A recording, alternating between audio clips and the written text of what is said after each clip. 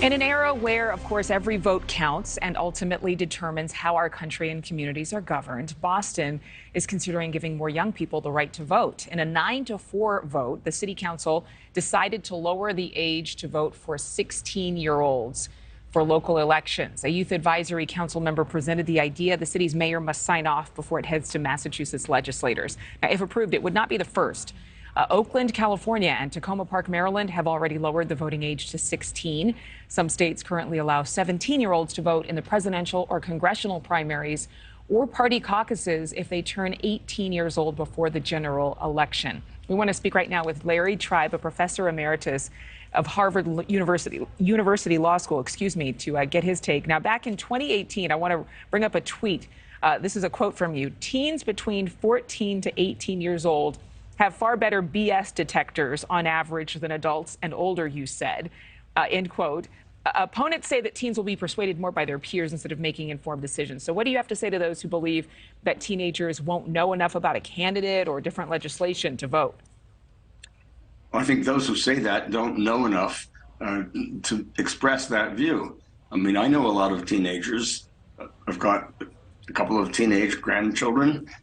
I've taught teenagers as well as people at the college and law school level. And I think as a matter of psychology, as a matter of physiology, and as a matter of political philosophy, there is no justification for not letting 16-year-olds vote. They are powerfully affected by the policies that government adopts. They tend to be quite knowledgeable. They're very active, they're energetic, and people mature earlier these days. The internet helps account for that. But I think that there are factors that we don't even understand that make people mature earlier than happened a century ago or a millennium ago. Yeah, I think a lot of parents would agree with you. They think that their 12-year-olds act like 30-year-olds already. Proponents of this vote, 16-year-old vote, say it will encourage civic involvement by getting them prepared for these elections by 18. Does this benefit one party over another, do you think? I don't think so. A lot of young people are conservative. A lot of them are liberal. You look at a kid and you just can't tell. I used to think that, the long-haired kids with tight jeans are likelier to be left-leaning, but it turns out that's just not true. It's a stereotype.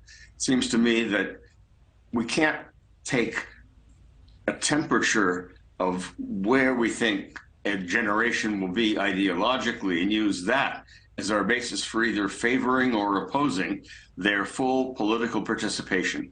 They are full citizens of this country. They're not little kids, and they really should be encouraged to learn as much about our history and about current politics and social issues as anybody. And I think they'll be encouraged by the fact that they will know that they don't have to wait until they're 18 in order to make a difference at the ballot box. If this passes, do you think that there will be more change limits for the smoking age, military age, drinking? Well, I think each of these is going to be dealt with differently. I think there are different issues for driving, smoking, drinking, getting married, being able to have legal sex. It seems to me that we should look at each of these things in isolation. It is true that when the national voting age was lowered constitutionally from 21 to 18, part of the rationale was if you're old enough to be drafted into the military, you should be old enough to vote. If you're old enough to die for your country, you're old enough to vote.